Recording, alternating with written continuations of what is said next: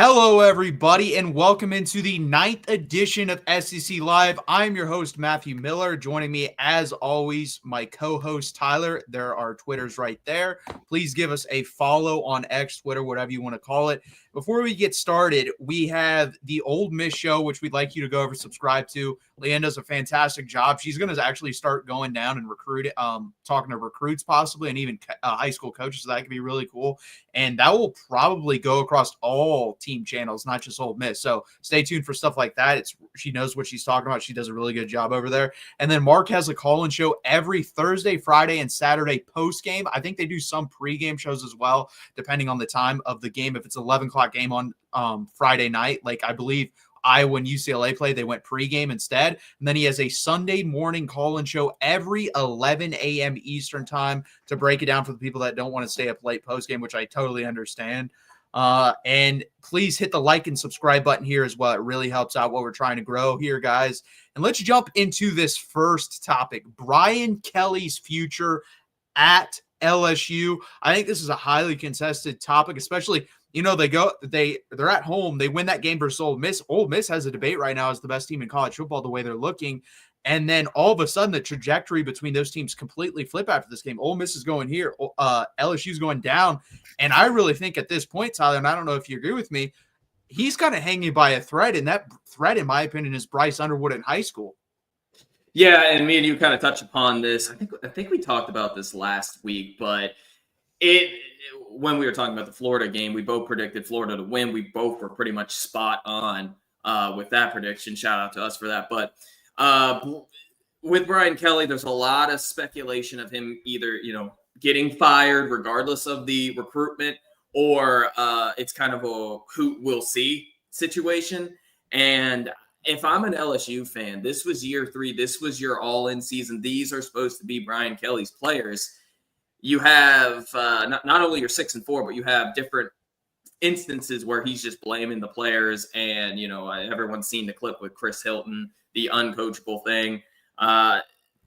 These are just giant red flags if I'm an LSU fan. I don't know if I can continue to support Brian Kelly with how this season has gone. I mean, it started with a giant L to USC, a team you were way better than. At least going into this season, you should have been better than USC. You start off with a terrible loss, and you gain confidence with a lackluster schedule. Had that weird game against South Carolina. You won the game, so shout out to that. And then, obviously, the Ole Miss game was huge. I thought that was going to be a season changer for LSU, and I was right, but it was in the wrong way.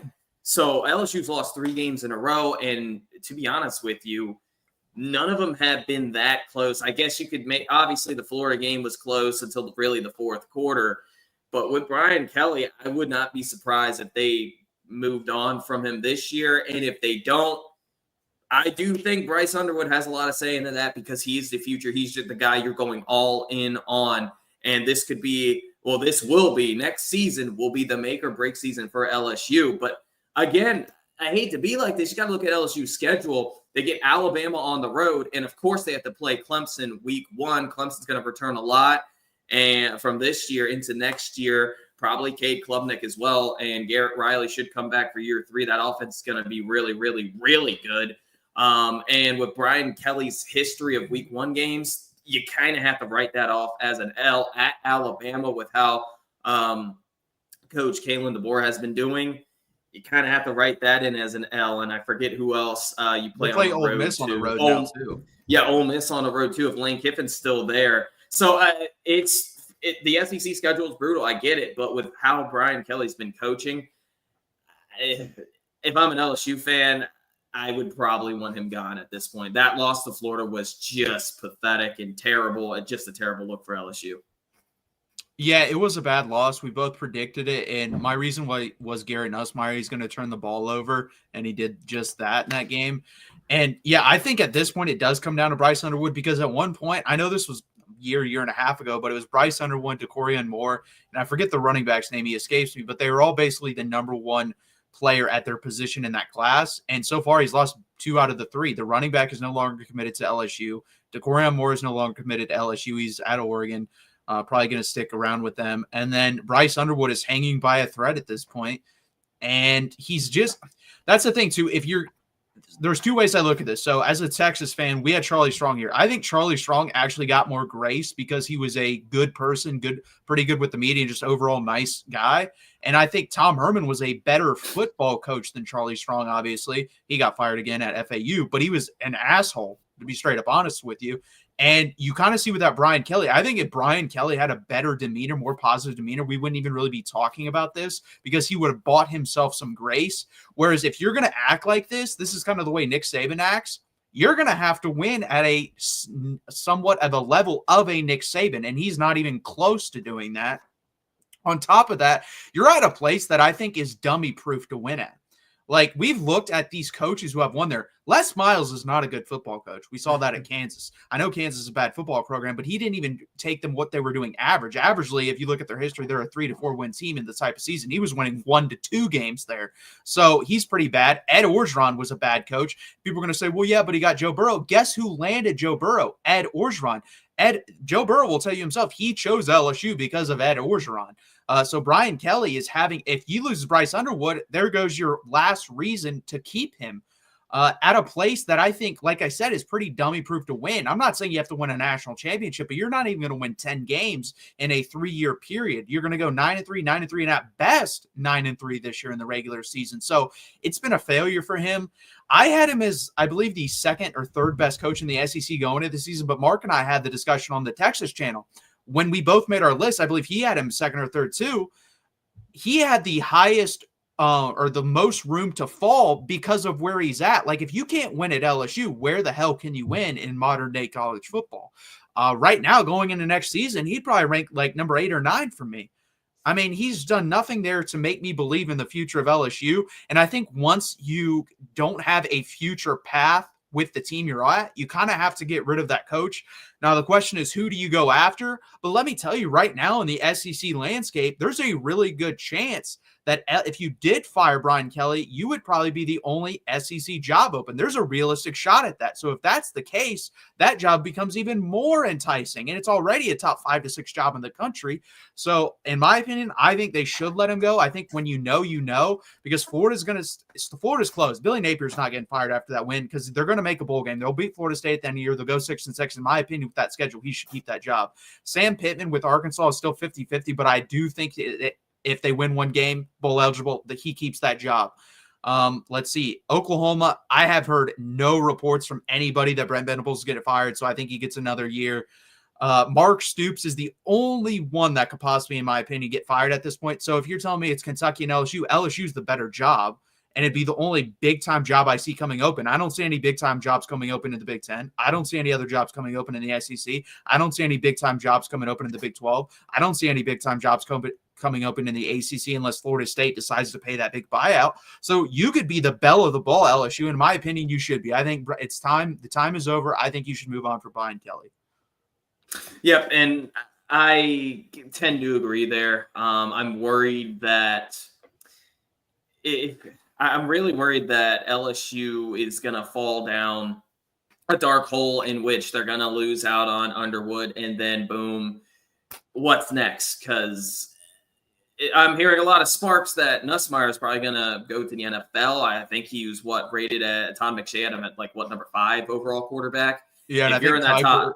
Kuiper had him at 3. So yeah, so if you're in that top 5, you obviously should go in the NFL draft. And then, Harold Perkins, okay, he was out most of the season, which does blow. But the future for LSU isn't as bright as we thought it would be. So I think Brian Kelly it's hard to come back after losing to a pretty bad Florida team like they did. That fourth quarter was pathetic and embarrassing. Really, the whole second half for LSU. In the first half, I'll give you some leeway. It is a rivalry game. So I'll give you some leeway there. And by the way, Florida went all out. It's almost like Florida didn't care about the Texas game, which is weird to me, as they sat a lot of those players that played in that game, including DJ Lagway. Then the Florida's depth chart, or not depth chart, their injury report is just like a quarter of what it was for Texas. It was just weird to me, but hey, so they went all out in this LSU game. I'll give you a leeway for the first half, but the second half was just really pathetic. And then add on it, you're on your third game losing streak. So yeah, the future for Brian Kelly does not look bright at all. So. No, and I agree about the Texas game. I think if DJ Lagway plays in the game, it's closer. I don't think it changes the outcome. I think what probably would have happened is they scored 17 garbage points. I think they probably would have scored 17 real points. I think it would have been like 21-10 at halftime. Probably score a touchdown in the second half, and then Texas pulls away at the end. But yeah, for sure. I do think that's what happened. I think they said DJ Lagway can't play in that game, and they were like, every other questionable guy, let's just keep him out because there's no point. We're not winning this game without DJ Lagway anyways. And honestly, that's what was the surprising part. DJ Lagway didn't run in this football game. He beat you from the pocket. So imagine if he was healthy. You guys probably would have got beat by even more because he could have been able to run. And that's the thing, too. I tweeted out, I'm all in on DJ Lagway. I think he's a top 10 pick when he comes out in 2 years. That's how talented that guy is. He was doing great work from the pocket as a freshman and only like his, fourth or fifth game started. So Phenomenal job from him. But yeah, it's just bad times at LSU, and I honestly don't think it's gonna get any better. If they lose this week, I think he is fine. I don't think there's any chance. Losing to Vanderbilt at home, I think he's gone. Yeah, that would be a devastating loss. Listen, Vanderbilt had a bye week too, and I get it. It's tough to play at LSU at night, but this team is completely depleted. Hey, Brian Kelly could have lost this team. He legitimately could have lost this team. So I think LSU, if they're gonna roll the dice, that means they have somebody already pretty much in talks with. And there's only two names I could legitimately think of. Dan Lanning, that's going to be almost impossible to get, but he's probably your number one. Number two would probably be Lane Kiffin, and I don't know if Lane Kiffin would. I don't know. LSU would pay him a lot, obviously, but I just don't. For LSU fans, it does look grim. Yeah, it wouldn't be a flashy hire, but John Summerall from Tulane is a name that I think people could throw out there as well. I think he's a good coach, and I honestly think if Kentucky comes open, that's where he's going to go because I believe he's a legacy from Kentucky as well. So. But let me tell you this right now, that won't matter if it's LSU versus Kentucky and LSU would offer him the job. He's taking the LSU job, but I definitely think it's just time to move on. Now, there's another coach that we're going to talk about, Sam Pittman, and his future. The difference here is expectations, and that's why I would hang on to Sam Pittman, but I'll let you kick this one off, Tyler.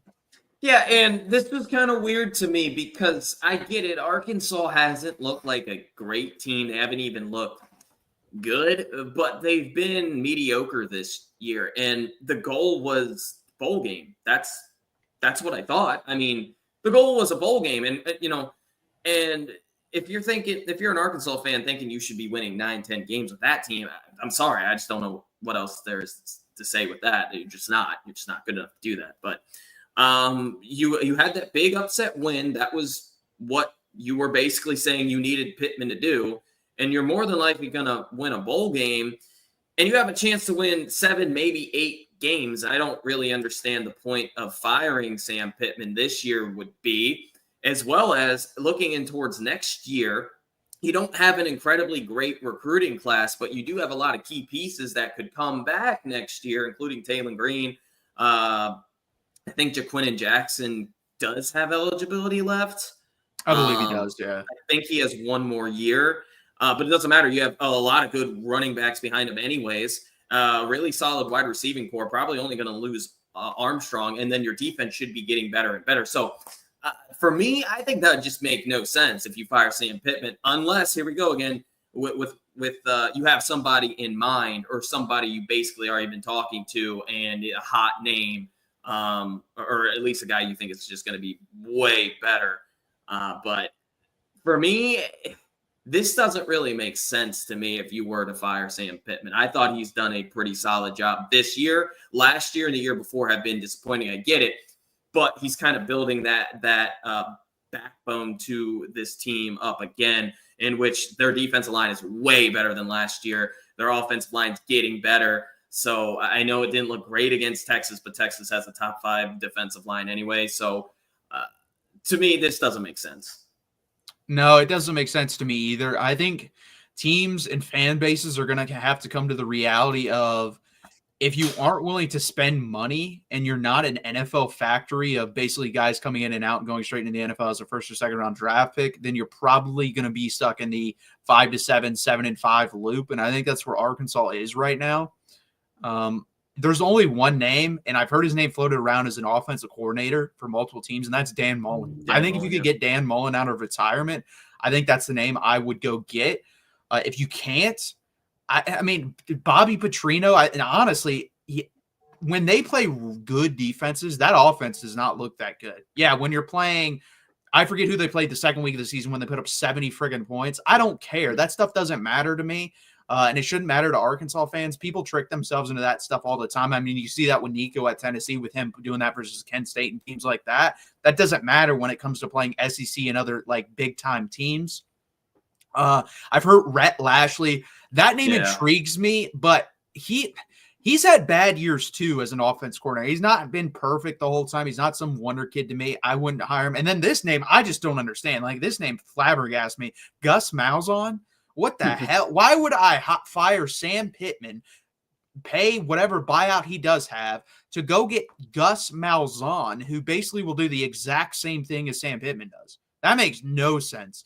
So to me, I think there's one clear name, and if you can go get him, fire Sam Pittman, I would be completely on board, and that's Dan Mullen. And where there's smoke, there's fire. His name has been thrown around for a lot of offensive coordinator jobs, so I do think he's somewhat interested in coming back, but I don't think he's just going to come back for any opportunity. I do think he would come back for a middle-tier SEC job, and that's exactly what Arkansas is, especially as a head coach. And honestly, he's not a great recruiter, but guess what? If Arkansas uses some of that basketball fund money, that Walt money, that Tyson food money on football, and you combine that with Dan Mullen's acumen as an offensive play caller, I think they could be pretty damn good. I think they could go 8-4, 9-3 every year. Like, that's basically what he was doing at Mississippi State. And I think Arkansas is a better program than Mississippi State. So I would love that hire. Yeah, well, I'll say this. I love Rhett Lashley. He's done an exceptional job at SMU. He's built them up from pretty much, what were they, like a middle grade AAC team? Yeah. And then they won the AAC last year, or the American. Move up this year. They bought their way into the ACC, and they have a chance. They're one game away from the ACC title. So I would like that hire if they were able to steal him from SMU. But that, for me, I feel like that's going to be a taller task than you think, because you would go from SMU, which you could potentially, get to the playoffs this year, to Arkansas, which is you're how many years away from the playoffs. So I don't know if they could jump towards that. And I'm not trying to say Arkansas is a way worse job. It's not, but I do think that he should stay at SMU. I think that's a pretty good fit for him anyways. But yeah, overall, I think you got to give him one more year. I'm not saying you should extend him for like 10 more years, but for a couple, I would say one more year with what they have, their core pieces that they have coming back next year. I think they could legitimately get to that 8-4, maybe even 9-3, as that's what they would want. So. Yeah, I don't disagree. And that's the thing, too, with Rhett Lashley at SMU. SMU has a lot of money. So yeah. SMU, I don't know if they have as much money as if Arkansas was willing to go all in. And that's the thing, too. You got to realize some of these like teams that you don't think have like the NIL resources, they 100% have them. They just aren't willing to spend them. We kind of saw that with Indiana retaining their coach. I mean, he's getting $8 million a year now, Signetti is, and that's because Indiana has a lot of money. They finally are ponying up with these new TV rights deals and everything as well. But they have, like, Mark Cuban went to Indiana. They got money. So they're willing to spend it now. And I think Arkansas has money too that we see them using with the basketball team. I think it's honestly up to their donors whether they want to spend it with the football team. And this doesn't make any sense to me, but this could be the reason too. Arkansas wasn't willing to spend the money until they got a big-time coach in John Calipari for basketball. To me, if you spend the money with Sam Pittman, I do think he'll deliver. You saw him deliver before, not with money-wise, but with wins-wise. They won 9 games that one year. And I think if you gave them the right amount of money, they could probably repeat that once in a while. But for whatever reason, they needed a big name heading up that type of program to put money into it, which I don't understand, but hey, what do I know?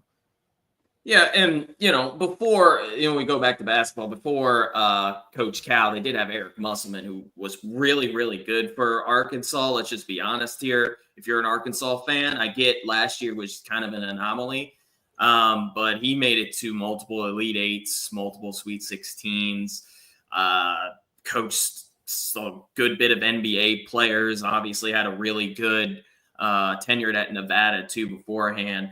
Their athletics are very underrated. They just, I think, what was it, last year or the year before, made it to the national title for baseball. Women's basketball has had some pretty good run-ins too. So, Arkansas is probably one of the most underrated programs in college sports. So, but overall, I would say you got to keep it with Sam Pittman, who we're talking about football here. Yeah, I agree. And they didn't want to give Musselman the money either, which is weird, but it is what it is. Now let's move on to actual games. But before we do, can you guys please hit that like and subscribe button? Also, look at Mark's call-in shows every Thursday, Friday, and Saturday. Like and subscribe on the main channel. Does it post-game, sometimes pre-game if it's late. Also Sunday at 11 a.m. Eastern time. Also check out Leanne and him on the Ole Miss show on Wednesdays at 2 p.m. Eastern time. She does a great job covering Ole Miss, and there's a really good chance they make the playoffs at this point. So go and check them out and look at their first playoff appearance. They'll probably have a bunch of videos up on that, so that'd be really cool. And speaking of Ole Miss, we might as well get into this game. Ole Miss goes on the road to the Swamp. Let's see if Florida can pull up back-to-back upsets. Ole Miss is favored by 10 points here. The over-under is 55.5. Let's talk about that Ole Miss offense. 36.8 points per game. That is 12th in the country. 7.1 yards per play. That is second in the country. 4.4 yards per rush. That is 62nd in the country. 10.9 yards per pass, second in the country. And a 5.92% sack rate allowed. That is 61st in the country. Next up for Ole Miss, opponents' yards per game, 21st in the country, 324.6 yards per rush, 2.4, which is number one in the country. So they've held that basically the whole season. 6.8 yards per pass, 45th in the country, and 11.94 sack rate. That is number one in the country. This is one of, if not one of the best defenses in the whole entire country. It is really good. Let's talk about that Florida offense. 26.1 points per game, 70th in the country, 5.7 yards per play, 53rd in the country, 4.3 yards per rush, 66th in the country, 7.7 yards per pass, 33rd in the country. Let's talk about their defense. 28.6 points per game, 80th in the country, giving up 5.6 yards per play, 73rd in the country, 4.2 yards per rush, giving up 70th in the country, 7.7 yards per pass, 88th in the country, and a 7.4% sack rate. That is 36th in the country. So overall, not a great defense from Florida, but they play pretty well versus a decent LSU offense. Tyler, what do you have to say about this game?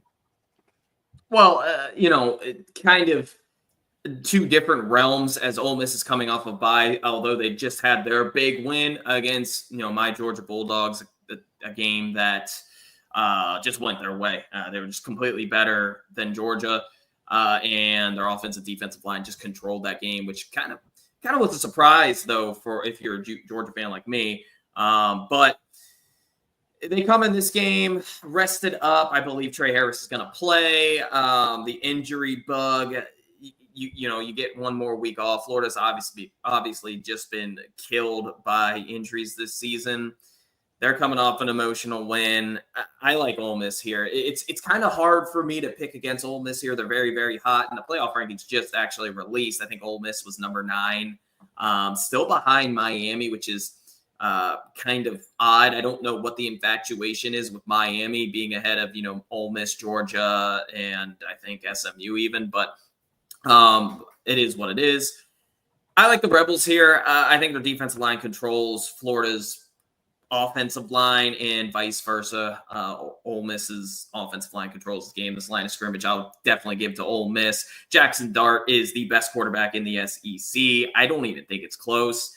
He plays at such a high level. He can run a ball, but he's very efficient. So I like Ole Miss here. I like them to cover too. I think they win big. I think it's going to be something like 35 to 13. I guess I have to make a pick. I'll go 38-17. I think that's a fair pick. Right. I guess that would be under 2. So I like Ole Miss here pretty big after a bye week. Yeah, so it's kind of weird. I think Florida's offensive line obviously will struggle with Ole Miss. I think Ole Miss probably has the second best pass rushing defensive front in the SEC. I think South Carolina has the best. Yeah. And that's the thing. But then the other side of the ball, Ole Miss offensive line is okay. It's not great. And Florida got after the quarterback very well versus LSU. And LSU has a much better offensive line, or up until that point they did, than Ole Miss. So it's going to be very interesting. I think DJ Lagway's going to have to be mobile in this game. If he cannot stand in the pocket and scan the field like he did versus LSU. Yes, LSU did get some pressure, but I'm talking about he's going to have to escape and actually make yards gain with his legs in this game. He's not going to be able to just move around in the pocket and find someone downfield. I think that's the only way for Florida to win this game. If DJ Lagway has like 67 yards rushing, I think they'll be in this game. I don't think they will be, though. I think this is a bad spot for Florida coming, like you said, coming off the LSU game, coming off the Texas game back-to-back, and then Ole Miss gets a bye. And this is going to be interesting. If Trey Harris plays in this game, I think it's rather easy. And I also think it's important that he plays in this game because, honestly, at this point, he would have had a month off. If he doesn't play in this game, there is something seriously wrong with that injury that they're not, letting on about. So that's going to be very interesting. And that's a gigantic red flag going forward because I don't think they're a championship team anyways, but if they don't have him, they definitely aren't a national championship team. You definitely need Trey Harris to go and compete and win the national championship. I agree with you. I'm going to take Ole Miss in this game. I think they win this game 35-13. I think they win it rather easily. So I'm going to take the under here, and I'm going to take Ole Miss -10. I already bet on this game. I teased it and got it down to, I think, 3 or 4. I picked the early line, so I like that even more. But, yeah, I'm going to take Ole Miss in this game. Yeah, and, I actually do think Ole Miss is a national championship quality team if they continue to play as well as they're doing right now. Since the LSU game, this has been a completely different Ole Miss team, and their offensive line has been playing better. It's not perfect, obviously. It's not very good, but it's getting better and better. And if they show up in this game and after a big win for Florida, this is probably your emotional hangover type of situation for Florida because they play Florida State next week, and that's a huge game for Florida. Let's just be honest here. Obviously, this is huge too. A big, home win against Ole Miss would be huge for Billy Napier and the future for Florida as well. But come on, Lane Kiffin can't lose this game. If you want to make the playoffs, you can't lose this game. I don't think they will. I think Ole Miss pretty handedly wins this one.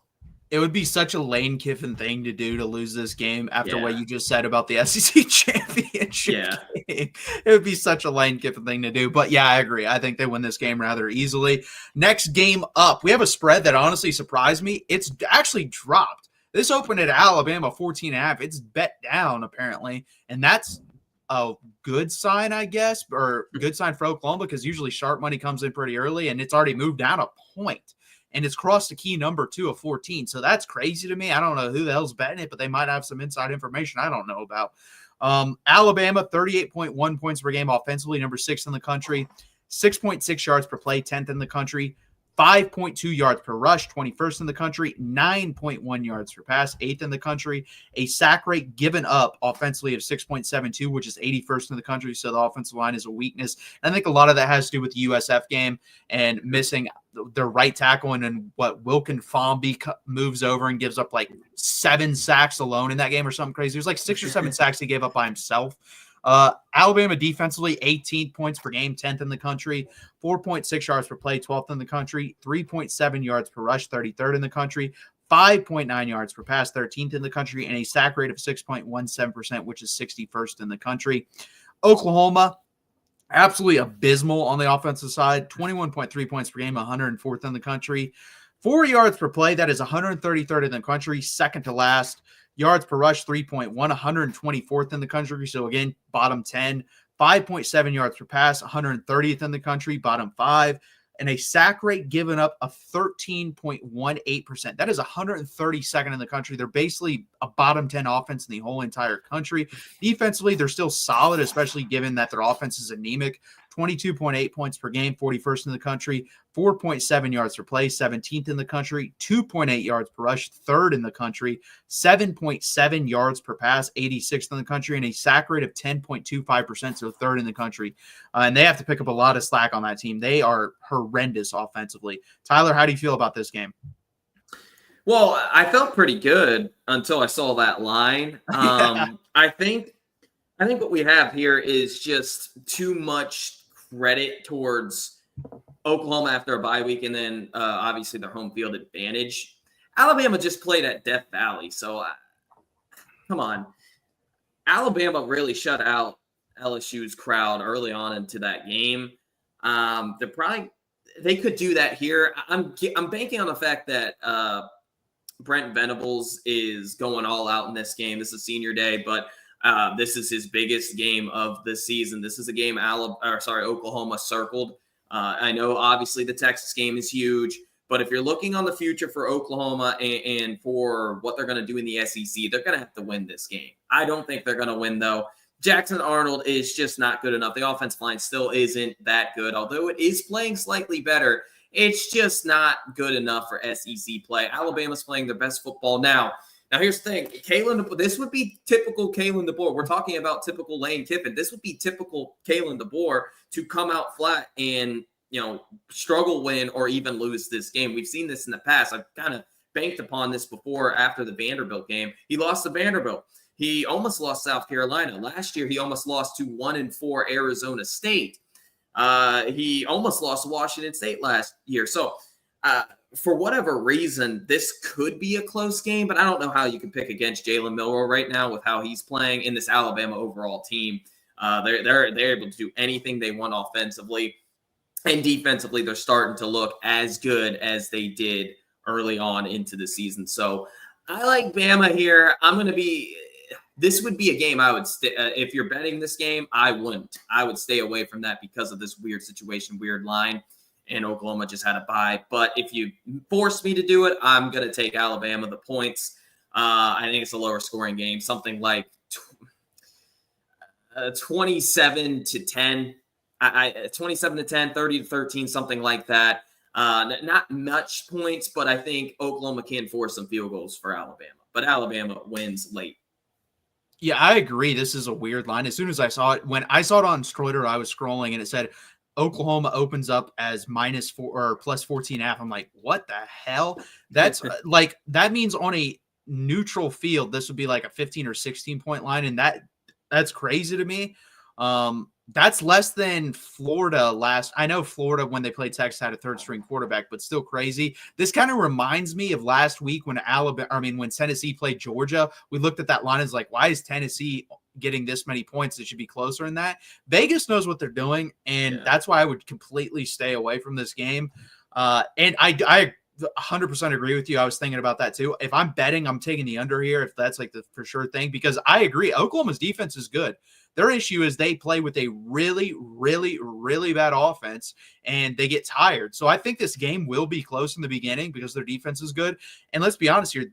I think Alabama's win versus LSU is inflated because they literally ran the same 2 or 3 plays the whole night with Jalen Milroe running it down their throat. He will not be able to do that in this game at all. He's going to have to throw and exploit the secondary. Now, do I think Oklahoma secondary is great? No. I think it's good. Yeah. The question to me is, can they get pressure? If they can get pressure on Jalen Milroe in the pocket and make Alabama a team that has to convert long third downs, I think they can win this football game. Now, do I think they do that? No. And I think it's going to take like a historic effort from this defense because I don't think their offense is going to is capable of doing more than 2 drives that end in a touchdown. So you're telling me all Alabama has to do is score 15, 16 points. I think they can do that versus this defense. So I'm going to take Alabama here. Again, if I had to bet this, I wouldn't. I'm going to take them. And hell, why not? I'm going to take Oklahoma just because the line's weird. Vegas knows what they're doing. I'm going to go 23-10 Alabama. So you take Oklahoma in the points by half a point, and you take the under. I'm confident in the under. I am not confident betting either side here, but I'm going to take Alabama 23-10 here. Yeah, and I agree. Alabama's just better at everything, but the problem is Oklahoma just had a bye week, and this is a situation where Brent Venables could be coaching for his job. So, but I can't pick against this hot Alabama team, even if they do struggle and win the game like 24-17. A win's a win. You need wins. You'd much rather win a game close than lose. That's just obvious. So, give me Kalen DeBoer here. Next game we will talk about is the team behind me on the shirt that I'm wearing. The Texas Longhorns play Kentucky. Kentucky is getting 20.5 points here.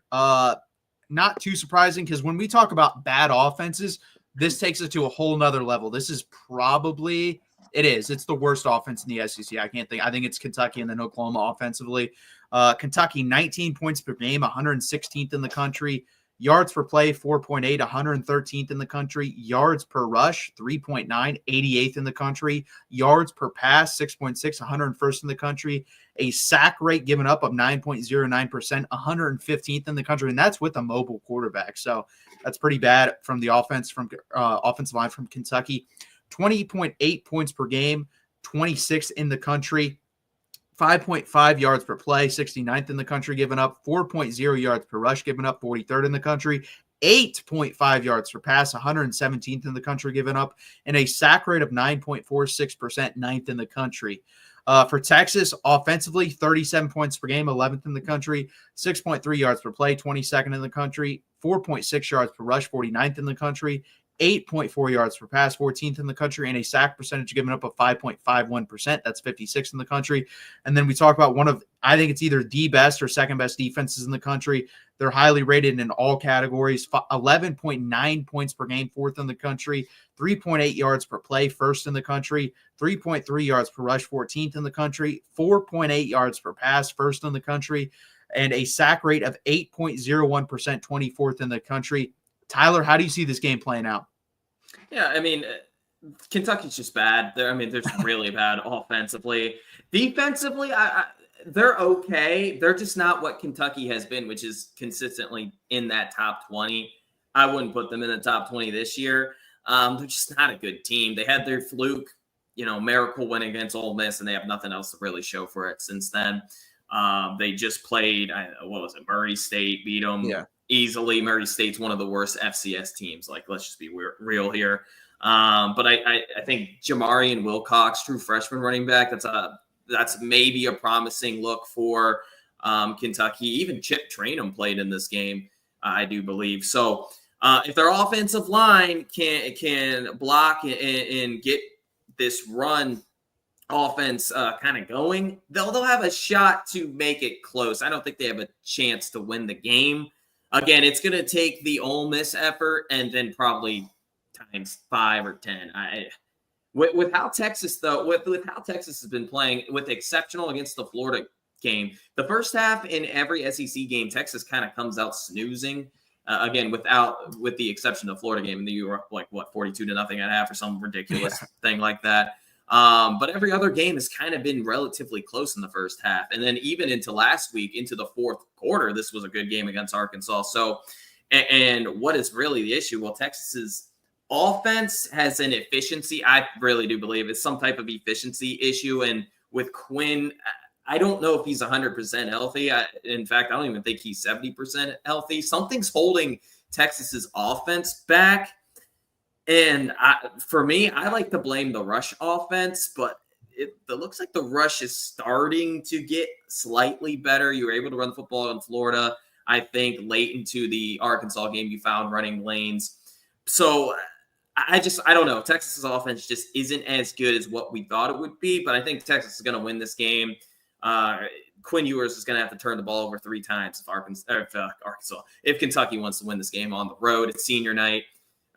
Give me Texas. I do think Kentucky could potentially cover, but I'm not going to go with it. I think Texas wins this game 30-6, and I love the under though. Yeah, I feel basically the same way about Texas offense. I think it's a combination of multiple things. I think it's a little bit of Quinn Ewers' health. I think it's a little bit of confidence in the pocket, because I will say the offensive line has played much better the last 2 weeks compared to that. Honestly, other than the Georgia game, they've played pretty well. So I think his confidence kind of went down from that game. And then, the rushing offense has not been great. I will say the last 2 weeks, though, Jaden Blue has looked much better. He's averaging 7.5 yards per carry the last 2 weeks. So that is a positive. The problem is he fumbles way too much, and we saw that in the Arkansas game as well. He gets punched out from behind. Luckily, he goes out of bounds. But I will say this Texas defense has surpassed my expectations. I think there's a case to be made that that their secondary is the best in the country. I mean, Jahdae Barron's playing out of his mind right now. He's going to win the Thorpe Award. Malik Muhammad's playing really good too, and he doesn't even get talked about. And then Michael Taft goes from walk-on to a guy that has a legit chance. I think he'll stay this year, but next year we're talking about his third, fourth-round draft pick. He's playing really well back there as well. Andrew Makuba's playing well. And then Colin Simmons, I thought, was starting to go through that freshman lull. And then he comes out and has 2 sacks versus Arkansas. So, yeah, their defense is phenomenal. And I completely agree. The only way for Texas to even, be close at the end of the day is Quinn Ewers is going to have to absolutely play terrible. It's going to have to be 3 to 4 turnovers. And even then, Kentucky cannot move the ball. If he's throwing interceptions in the red zone, they're still going to have to go 60 yards to get a field goal or a touchdown. So unless we turn the ball on our side of the field, I don't really see a path for Kentucky to win this football game. I think the defense is going to actually put up some points in this game for us. I think they're probably going to score a touchdown off a defensive interception or fumble, and I think they're probably going to set us up for another one. So I do have us scoring 41 points, but 10 to 14 of those are purely because I believe in the defense, and they're going to put up some points in this game. So I'm going to take us to win 41-10. If that doesn't happen, let's say we don't have any turnovers, just no turnovers on either side, then I'm looking at a 28-10 type game. But I think it's going to be 41-10 Texas, and they're just playing an anemic offense. Barry Brown, this was crazy when I looked it up yesterday when I was doing the preview on the Texas channel. He has 26 catches on the year. This is a guy he's probably the best wide receiver to come through Kentucky since Randall Cobb, and you're just not giving the ball whatsoever. So it doesn't make any sense to me. Dane Key is playing pretty well, I will say that, but they don't have many weapons. And then the weapons that they do have, they're not utilizing it. And it's because they missed out on the quarterback. Brock Vandergriff has not been good. You paid him $1 million to $1.5 million, and it's kind of like the Florida State situation where DJ, gets paid all that money, and then you have to play him, and he hasn't playing well either. So I don't know what they're going to do offensively, but I think Texas handles this game pretty easily. Yeah, and I agree. Now, one thing I do want to say is Vegas has Kentucky. Their over-under total points is 13.5. I believe it's plus 100 if you go with the over. So if you're a betting man and you think Kentucky can somehow, some way get 14 points, shout out to you.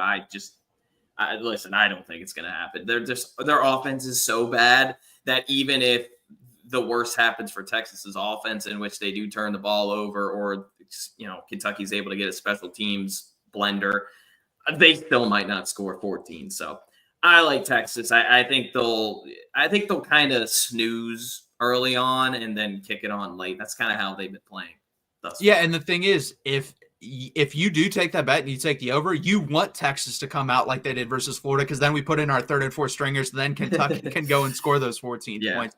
But if this game's 21-3 at halftime, they're not going to pull their starters. They're going to keep them in. So you're rooting for Texas to go up 35-0 at halftime like they did versus Florida if you take that.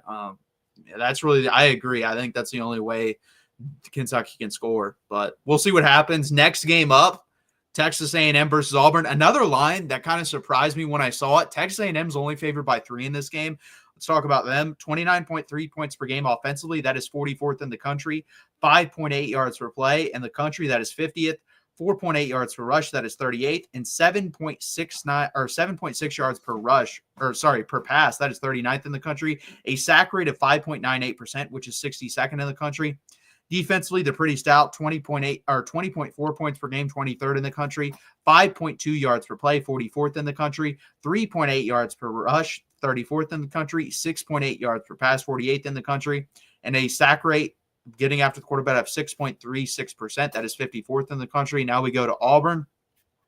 96th in the country in points a game, 22.6. 6 yards per play, that is 36th in the country. 4.8 yards per rush, that is 39th in the country. 7.9 yards per pass, that is 28th in the country. 20.4 yards or 20.4 points per game given up defensively, 23rd in the country. 4.7 yards per play in the country given up. That's 19th in the country. 3.2 yards per rush, 10th in the country. 6.9 yards per pass given up, 51st in the country. And a sack rate of 7.12%. So honestly a very underrated defense in the SEC, and I think underrated team as a whole. If you look at like their stats compared to their teams of the past, I think someone posted it. If you put these exact stats up against like a normal year, I think Auburn, the last time they had them, they went undefeated one year, and then the other they lost 2 games. So this team is better than what their record says they are, and I agree with that. Watching them, they just make really stupid turnovers in key situations. Tyler, what do you have to say about this game? Yeah, this is the game. If I'm a Texas A&M fan, I'm most worried about. Like, obviously, you have a big game against Texas coming up.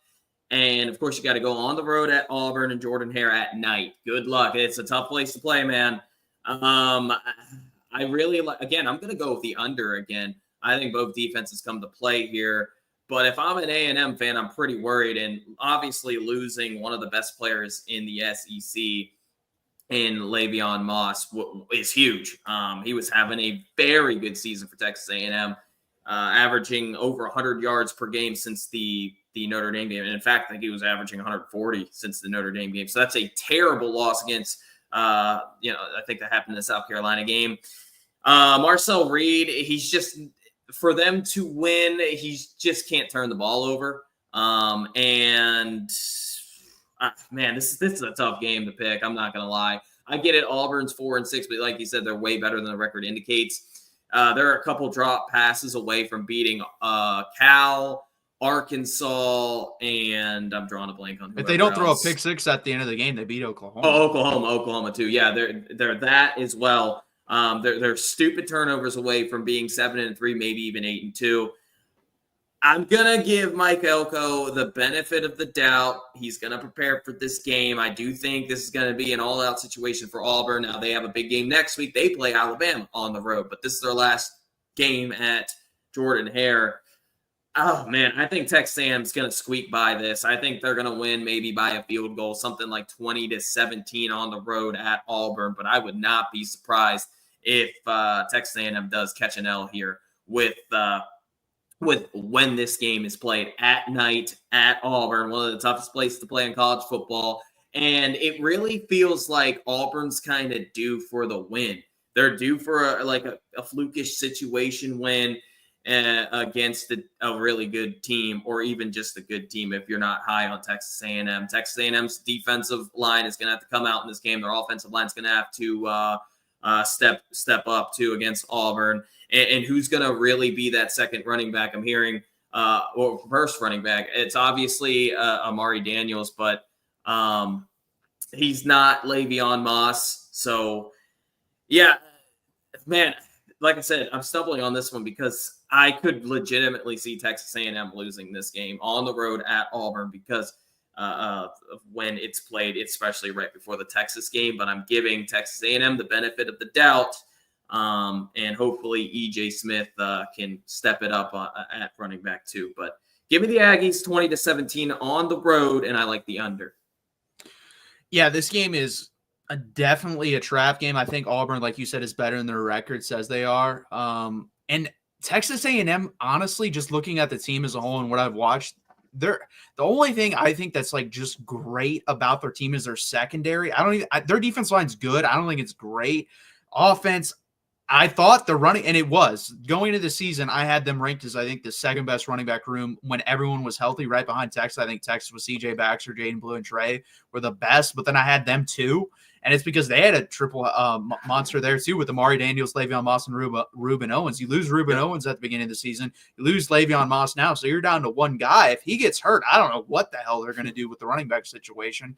The wide receivers are definitely better than I thought they were. They're still not, I don't think they have a great wide receiver there, but they're pretty good. It's going to come down, honestly, to whatever quarterback doesn't make the mistake. We've seen Peyton Thorne do it multiple times. We've seen Marcel Reed in that South Carolina game do it multiple times. I think whatever quarterback doesn't make that timely mistake, that team wins this football game. I think Texas A&M, there's this joke in the Texas fan base, no matter how they start, they're going to finish 8-4. Well, guess what? They still have a chance. They lose this game in next week versus Texas, they're going to finish 8-4, and that's kind of the Texas A&M way. I don't know who to pick in this game. I have a coin right here. I'm not going to flip it, but I'm going to take Texas A&M, but barely. I'm going to take them to cover, but it's going to be 24-20. But I could easily see this game go the total opposite way and go 24-20 Auburn. I think this is a true coin flip game, and they better be careful. They better handle business. I know it was pretty funny today. Mike Elko was asked, were you thinking about the Texas game? And then answered, no, we're thinking about Texas. Oh, no, sorry. We're thinking about Auburn. So maybe he is thinking about Texas a little bit too much, but I think they do end up winning this game. I'm kind of hoping they do. For the simple fact, I think that'd be an epic matchup. Basically, the right to go to the college football playoff, the right to go to the SEC championship game down at College Station. I think it'd be one of, if not the most watched games of the whole year. It's a game everyone, even if you're not a Texas A&M fan, would be excited for. So I'm kind of hoping this is the only game I'm going to be rooting for Texas A&M the whole year. So I'm kind of hoping they win this game, and that sets up those stakes for next week. And I'll take Texas A&M 24-20 in this game, and I'll take the under as well. Yeah, and their run game's gonna have to be on point. Auburn has a very good front seven, and their defense as a whole is just very, very good. Their defense keeps them in pretty much every game thus far. They, like I said, they easily could be 8-2. I forgot about the Missouri game. Oh my goodness, that was the most typical Auburn way to lose. Yeah. But this could be a typical Auburn win, and this was a game I circled for Texas A&M as the biggest trap game, simply because you play Texas the week after. And with all these injuries at the offensive side for Texas A&M, and still, this to me doesn't make any sense. What has happened to Moose Muhammad? Like, I don't even know what in the world has happened to who I think is their most talented wide receiver. Definitely coming in. He had the most experience coming in. He is just not getting any playing time. I don't even know if he played against New Mexico State. Now I'm going to have to go back and look. But overall, they're not a pass-heavy team. And they're going to have to get something. They're going to have to get the pass game going. And for whatever reason, the two-quarterback system had been working when they ran it. But I'm going to go with Marcel Reed. He's a very good athlete, and just can't trust Peyton Thorne when the time is right. He just shows that he's just not good enough to be an SEC caliber quarterback, whereas Marcel Reed has made plays in the past. So if that Marcel Reed shows up, Texas A&M should win. But like I said, I'm very worried about this Texas A&M team because they play Texas next week. Yeah, and the strength of the Auburn defense is the run to stop the run. So you're right. They're gonna have to get it going somewhat in this game in the air. If they don't, it's gonna be a close game. I think it's gonna be a close game either way. It'll be interesting what happens. But again, guys, please hit that like button. Please subscribe down below. It really helps out what we're trying to build. Share this out with your friends, families, neighbors, whoever.